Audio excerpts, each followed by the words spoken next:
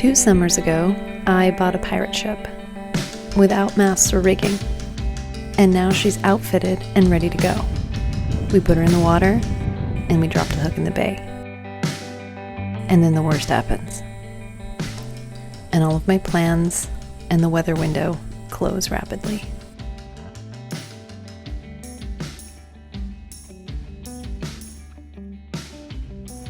Hello and welcome back to Sailing Miss Lone Star. Last week you found out why my posts have been a little less regular. I'm feeling much better now. My mom picked me up at the hospital and I went back to my parents' house. Mom. So you gotta know when you know Aubrey that if she says, "Mom, I'm hurt," I might need you to just jump in the car. Aww.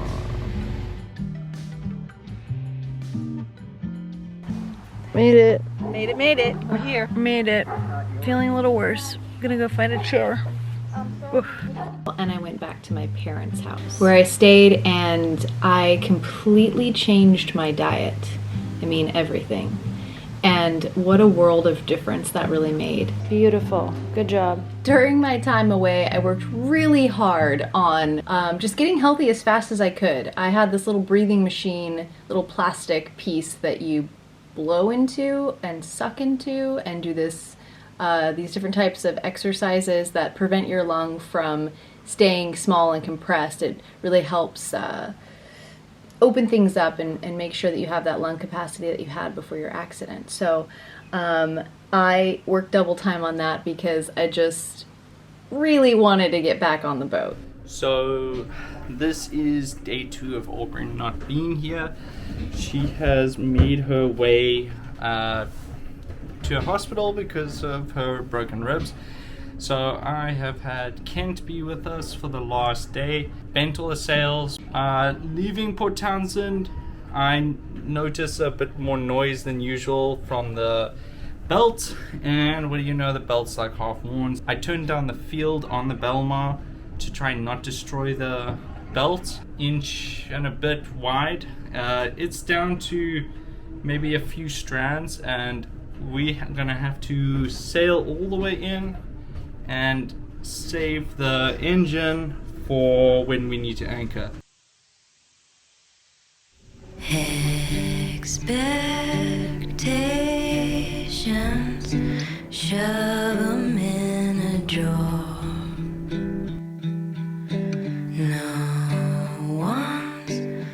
Our friends showed up to move the boat to safe harbor, and that's when the sails came out and the weather turned, and it was a beautiful sail that I missed, and I was absolutely heartbroken, just destroyed over this. And circling back to keeping a good attitude, it was really hard for me to be excited and to be happy for the pirate ship herself and for Searle, to be able to be there to see it. It was hard. Tell me I can't go anywhere. I never felt that safe out there. Killing machines, big smoke screens, lying magazines.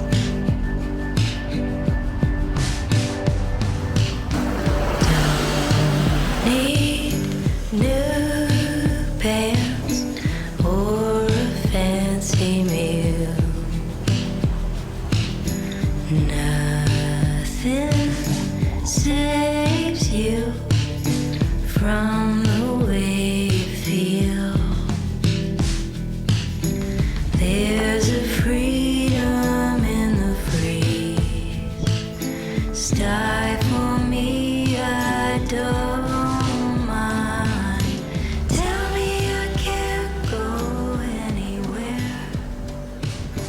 I never felt that safe out there. So we are about two nautical miles from Cap Sani. Tomorrow is going to be a huge storm. I have to go take the dogs as well. So, and there's no engine, so we're going to go and put it on a slip it really sucks. We are jibing, what are we at? Probably on our 20th jibe so far, because there's very little wind in between these narrow islands. So we're moving about 2 knots. The current is against us by like half a knot. So yeah, but we're still full sail. I have got a pot of soup going, and we're having a secret cup of wine to stay warm.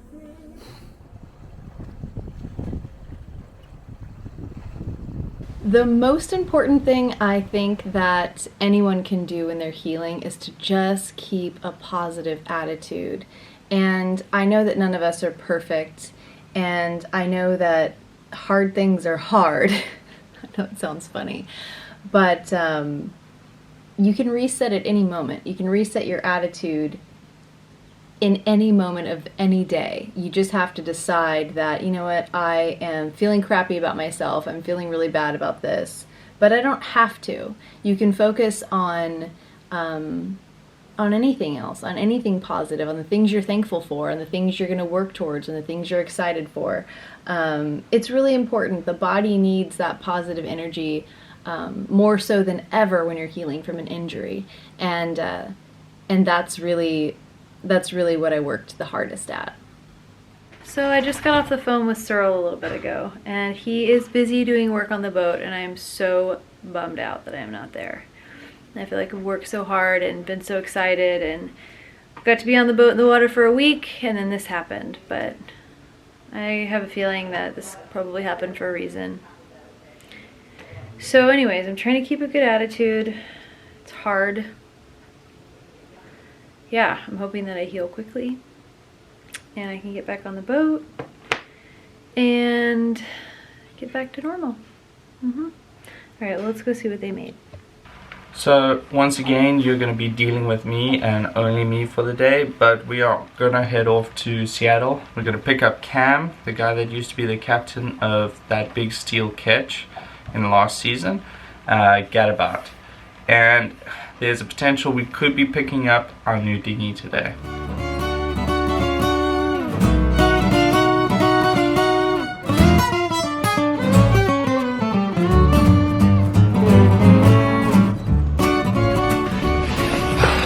The myth, the legend, he is finally here. It's freezing!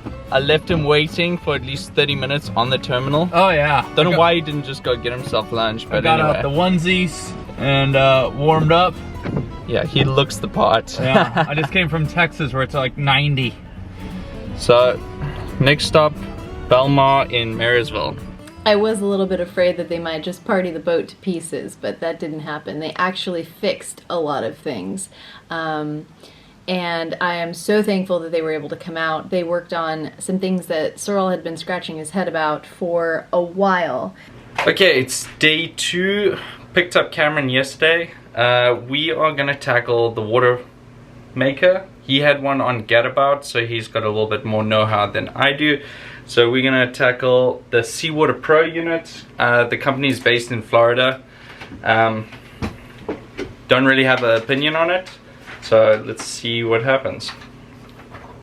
Step 1 of installing a water maker, you need to find a suitable location, preferably below waterline. We have the settee on the starboard side. This is also where our third fuel tank is. It's another 75 gallons. And in the back here, seems like a perfect place below waterline to install the membrane and the high pressure pump. At first we were originally thinking about installing the membrane for the water maker inside the engine room. I put a board up there, starboard. However, it turns out Cameron letting us know that if it gets hot, you actually increase algae and bacteria growth. So it's a much better idea to do it in a cool environment. So within the packaging, you get yourself a DC motor, and this is your high. So first thing we're going to do, we're going to have to mount the high pressure pump to the motor, and then we can see what fitment in our selected space is going to be like. Okay, so you got the key? Key's on. Okay, you got to make sure that the oil fill is facing top. One for you. Should we grease these? Do you have some anti-seize? You can get this bottom one. Yeah, the bottom one over here is a little bit tight as well. Get some wiggling. Should we impact these? Too late now. Now you give it the grunts and a star pattern. No, this thing's not going anywhere. Yeah. Alright, now we gotta go shove it in the hole. Shove it in the hole! Where this thing goes to. Is that the fresh water? Yeah. Oh. We need to go cap that end. Very cool. There's one going into the back of that side as well. Gotcha. We should cap both those ends. That might Okay. be smart. So, Throw the shelf away. Solved. no, like imagine that box is in there. This can be mounted like a forward up angle with a little light underneath here shining onto it. That'd be perfect. First trip to West Marine done. Back now, popped a beer. We've got a whole bunch of hose clamps, all this paraphernalia right here, and a whole bunch of other hoses of different sizes that we're going to be using to make this system work. So that's the sea strainer. You're going to have a T valve at the end here. One goes towards the engine, the other side is going to be the water pickup for the water maker. We're pipe doping the pipes so that they don't leak. So we put a little bit left and we're going to toss this on the sea strainer down here. And this is our T for the engine pickup, and the sea strainer, or the pickup for the water maker as well. So the little one is going to go to the water maker boost pump, and the big one goes to the main engine, and then there's a check valve on the water maker pickup so that the engine can't pull a vacuum on it. Now it looks like there's more of a weapon to hurt us when we're working by the engine. I think that'll probably be good. It was good for Cyril to have some of that male energy around him, and he seemed to really enjoy that time with the guys. So they completed a few more repairs, and they worked on the alternator. They fixed a skeleton key that I had broken off in a door in some excitement. And I was just sitting at my parents', just itching to get back on the boat. Serious case of FOMO. In some moments, it was really hard for me to not blame myself, to not think thoughts like, why didn't you put the non-skid down? Why weren't you paying attention? You know, you're making too big of a deal out of this. You should just go back to the boat. You're fine. You know, and those were negative thoughts that I really had to push out of my head after about the first week. And it was a daily process. It definitely took some energy. And I learned a lot about myself. Having people on the boat and dinners and, you know, taking the boat out and things, I had this like jealousy that he was out there and able to do it and I wasn't. And that's not really the type of person that I think that I am.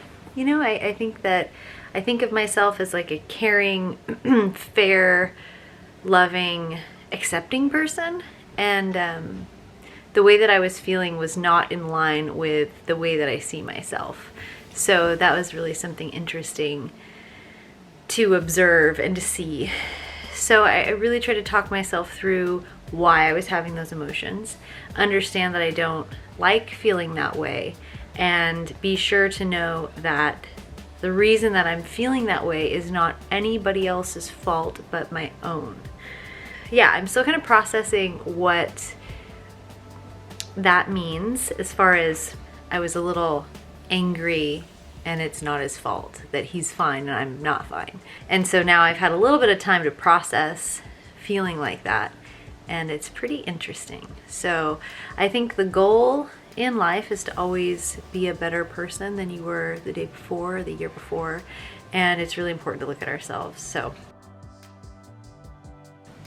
I learned how to change my focus from negative things to positive thits. And I know that that sounds simple, and I know that it sounds like, well, you know, cliche, but it's definitely a process. You know, it's an active choice. But in this time, I realized that it's important to maintain this one foot in front of the other attitude. And that will get you through any day and through any struggle, so long as you just make a step. Just keep moving forward. Thank you guys so much for watching. And until next time, my darlings, mwah! I'm taking on another boat flip, but this time with a handful of girlfriends in Mexico.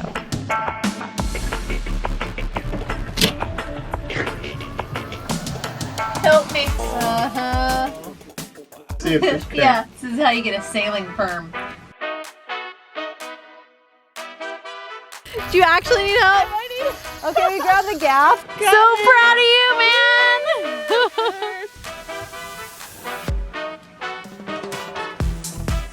My Sunday surprise in a bowl.